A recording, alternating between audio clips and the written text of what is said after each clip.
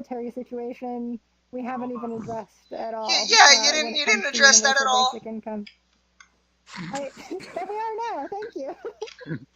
Well, Thanks, Moon Man. I don't really know how to address it because I mean, part of our current system is this military-industrial complex, right? And like that is a huge portion of our structure that's preventing it from helping maintain the status quo, I guess. In an ideal world with universal basic income, like everyone would have it, right? Not just America, not just whatever. Like we'd have some sort of organizational structure, or am I off base? Well, yeah, I mean, not necessarily universal basic income, but hopefully the whole world will move on to some point where we're not suffering so much. I mean, I don't know. Like, I don't know how you do war and this sort of peaceable pursuit. I'm not sure if that's compatible. Are we just going to be paying for robots to kill each other? I really want to bring up the topic that guy said is the only way to keep true peace is through mind control, and well, like everybody thinks differently. So in a world where you want everyone to be happy and safe, there's going to be people with dangerous ideals. You have to bring in the thought police and like tell people what to think. That's the only way to do it. Yeah, but wouldn't you say that's not truly living? Wouldn't there be a resistance? Yes. Wouldn't there be an uprising and bring back? The needs of the individual have to be considered, and individuals need to have freedom of thought. That's like self-actualization is something that also has to be accounted for in this society. If we get to a 1984 level, like utopian prosperity, but nobody's allowed to think about anything, then we haven't made progress. We haven't. Yeah, we have to talk about brainwashing on the show, or some degree of that, because it's happening. It's a matter of to what degree. I agree, but I don't think it's like increasing. Like the fact that we can all again talk to each other and exchange all of our opinions in a way that breeds a lot of conflict, but like online, like now the discourse I see online has just an incredible amount of variety and scope compared to before the internet. Like before the internet, we were limited to newspapers, and there were books, but like we couldn't talk to each other in the same way we can talk to each other now. And now we can exchange so many ideas with each other freely, because at this point, like, I can get on Twitter and talk to anyone. I can get on Facebook and talk to anyone, whoever they are. No matter how much I disagree with them, we can still exchange ideas, and we can still, like, produce conversation. We should have this. Definitely does. Yeah. This would be a good episode though about this. I think that'd be interesting. All right, we'll come back to. I agree with everything you're saying. I'm still scared of having my mind be controlled by the outside. But you're right. Well, like you're talking about the perfect society, but Rick, can you go collect your Morty, please? That's not my Rick. That's not my Rick. But like, I'm C-132. I gotta find my Rick. Okay. His name is Fighting Blaze. He's not here right now. I don't know where he is. But people are different, and people have different needs. What if someone's needs is they need to torture robots or something, and it doesn't do it for them anymore?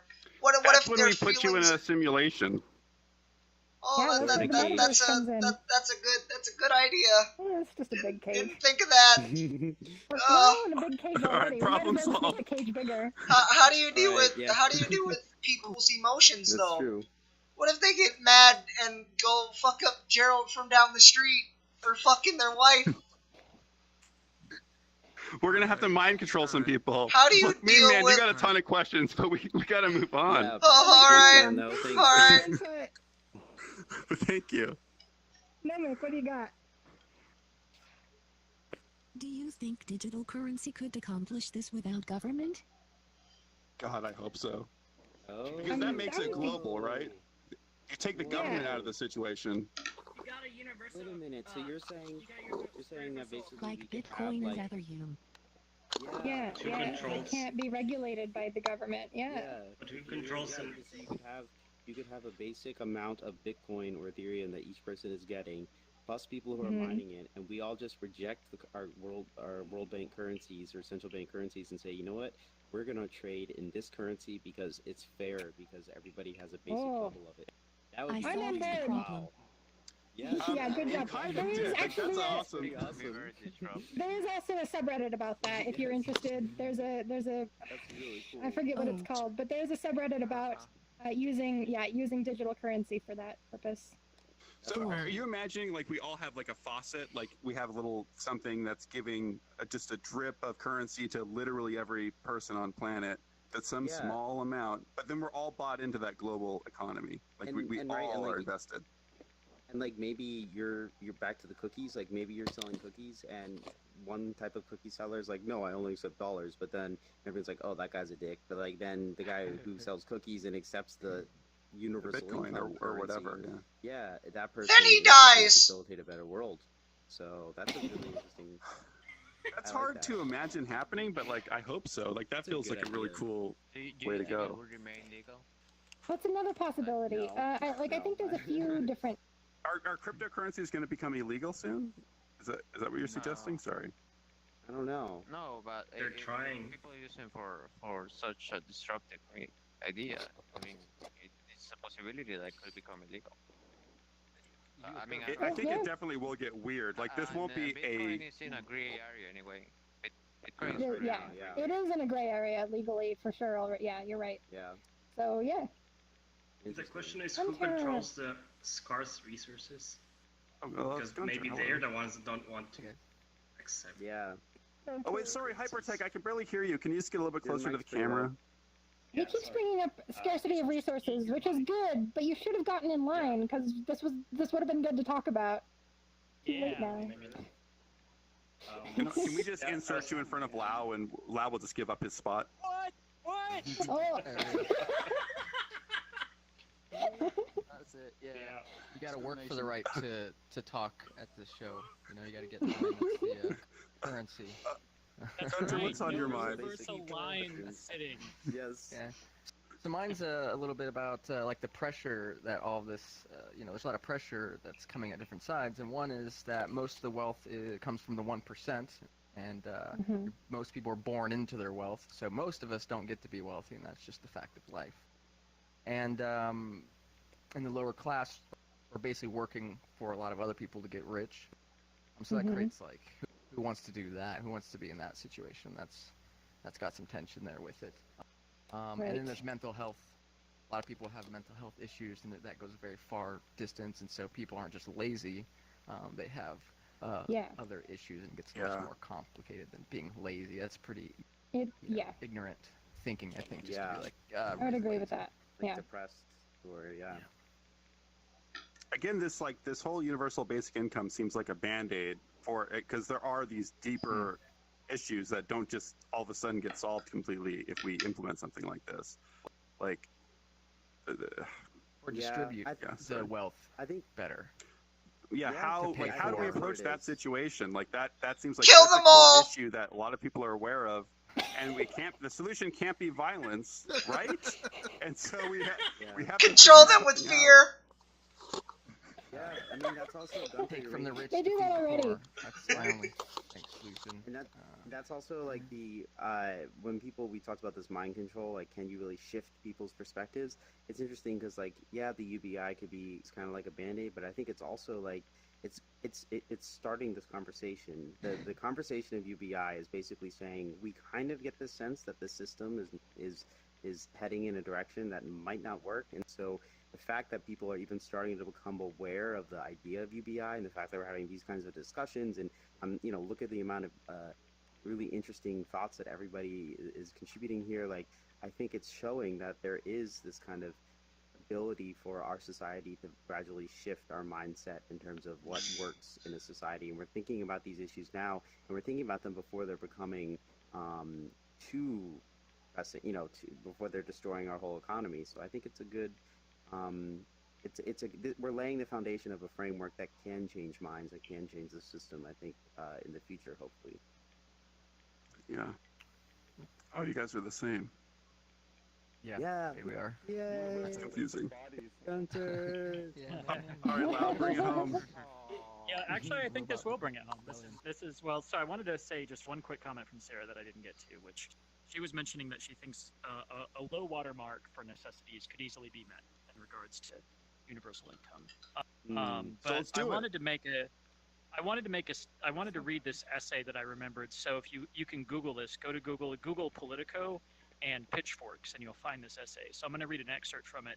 It's written by a very wealthy individual. Typically he starts out and says, hey, I've always, been extremely wealthy. He talks about all the different reasons. But then he says, the pitchforks are coming. And this is his statement that I'm going to read. At the same time that people like you and me are thriving beyond the dreams of any plutocrats in history, the rest of the country, the 99.99% is lagging far behind. The divide between the haves and have-nots is getting worse really, really fast. In 1980, the top 1% controlled about 8% of U.S. national income. The bottom 50% shared about 18%. Today, the top 1% share about 20%. The bottom 50%, and the bottom 50% of people, just 12%. So, but the problem isn't that we have inequality. Some equality is intrinsic to any high-functioning capitalist economy. The problem is that inequality is at historically high levels and getting worse every day. Our country is rapidly becoming less a capitalist society and more a feudal society. Yes. Unless our policies change dramatically, the middle class will disappear, and we will be back to late 18th century France, before the revolution. And so I have a message for my fellow filthy rich, for all of us who live in our gated bubble worlds. Wake up, people. It won't last. If we don't do something to fix the glaring inequalities in this economy, the pitchforks are going to come for us. No society can sustain this kind of rising inequality. And in fact, there is no example in human history where wealth accumulated like this and the pitchforks didn't eventually come out. You show me a highly unequal society and I will show you a police state or an uprising. Yep. There are no counterexamples. None. It's not if, it's when. Ooh. And so he goes on and talks about it. We're with that motivating by kill them all! Someone who is... it is someone with a millionaire, essentially, arguing for your point, Nomino, which is at some point, it's in the interest of this filthy rich to make sure that those who are not rich do have a way to have their needs met, because otherwise they will come and kill you. Except they have gated communities, so I mean, that's why they're in gates. Robot. That's true. They all go live on a space station. We can't let these people off planet. Oh my God! If we let these people off planet, we're fucked. That's the end. That's what's gonna. We have to solve this now. We do. Yeah, we've got to do it now. We've got to fix it. All right, everybody leave. Xenon girl of the 21st century. I'm just saying, how cool would that be to be on a spaceship, living up there? So. I don't get that reference. Xenon. Has anyone seen that movie, Xenon? Mm-hmm. No. My screen name was Xenon, and I never. No one knows what you're talking about. Thank God. Oh my God! Wow. All right. Well, they all live on a spaceship. It's obscure, I guess. Rotating. It's like this rotating space. It's one of the Disney Channel original movies. That came out if they do. Anyway. Yeah. Wait, I know what you're talking about. Holy shit. We're good, right? I don't feel like we need a nugget. I feel like that was a pretty good way to end the show. It was an interesting way to end the show. I don't feel like it's a nugget, but it was a good thought to leave it on. Let's check in really quickly. So how are you feeling after that whole discussion? Where are you?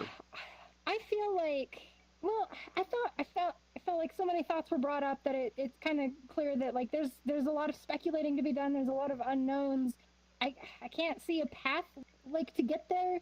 I mean, our whole system is going to have to adapt, but it's going to have to adapt anyway because technology is coming and disrupting our shit. So we've got to change. And if we're all looking at this and we're all mindful about it, then it's possible that we could find the solution. Humans are good at solving problems. I feel like we could do it. Yeah, I'm feeling pretty good. I think that this is a really interesting conversation. I think that just as last week, I started to realize the fact that we're able to come from all over the world and start having these conversations as VrChat continues to grow. I think it's really, really powerful. I think it's allowing new ideas to become born from different cultural perspectives. And I think that I actually think that it's very possible. No, Mike, you had a brilliant suggestion about the currencies, and I think it's definitely possible that some really amazing, impactful, and Ron, you talked about creativity. Like, creativity is happening now in these discussions, and I think that it's possible that really real potential solutions could come up through these kinds of conversations.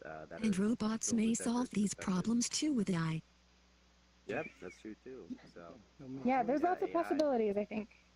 So again, the solution is that we all come together in VR and have a discussion. How are you I'm in. How are you feeling? You guys already said it all. I agree with all of you. I just want to say, with everyone. like I want to get as many different people in here, including like if you're on YouTube and you're part of the 0.01%, please come. I want to hear somebody defend themselves. But like, I don't know. This is going on the internet. From the other side. Yeah, give us someone to argue with. We love it. So we can actually have them appear. You know, like one of those things they have in offices where it's like an iPad that drives around. Oh my God. Oh yeah. That would be the best avatar. Oh my God. Why hasn't anybody done that yet? Okay. Thank you, everybody. Now it's time for everyone to get up here so we can take a really cool group photo. Large avatars in the back. You need to turn the security off. How do we? Oh God! Everybody ended the other way. I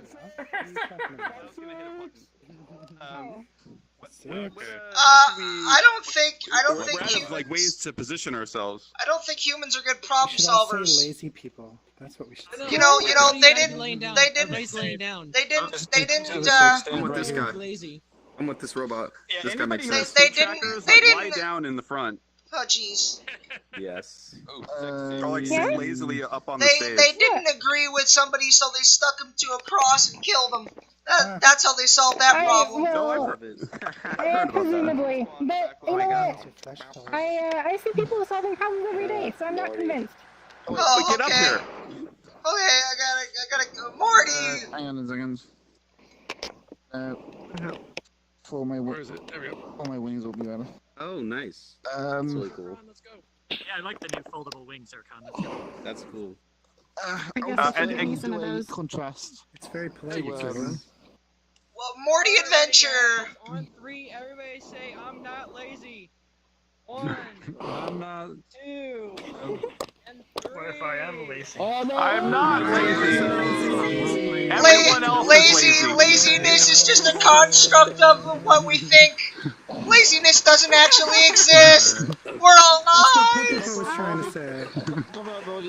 Shut up. God damn it, Molly. And that's it. Thank you very much. All right, thank you, Ghoster. Thanks, everybody. Yeah, thanks, guys. Oh my gosh. Awesome show, guys. Ron, yeah, thanks for joining in, Ron. Laziness is just a concept of human perception. Your eyes are cool. Darn, did you want to say something? Sorry. I know, it's cool, right? Popo, did I ever show you my new wings? Those are scary, Sarah. I don't like it. Oh, let me show you then. I think it was just These were the new wings I was talking about eventually. Zircon, that's lovely. Oh, they look so sharp. My nose hair wiggles now. You know, I noticed that. I was up here on stage and I got really distracted by your nose hair. I was looking over there for much longer than I should have. You have something you might not notice up on Afromana. They kept giving you back rubs yesterday. Where's Owlboy? I have name tags turned off. Yeah, I finally got this thing to finally stick at least. But anyway, one thing you might not notice up on stage, but I mentioned to Koro, is that, you know the new voice thing where you don't hear people who's further away? I'm sure there's probably going to be some things. Just post them in Discord, we'll get some as quick as we can. That's all I can tell you. Tiny sound from anyone in the room just makes it really hard to hear anyone up on stage, or at least it really hits the volume up and down. Is there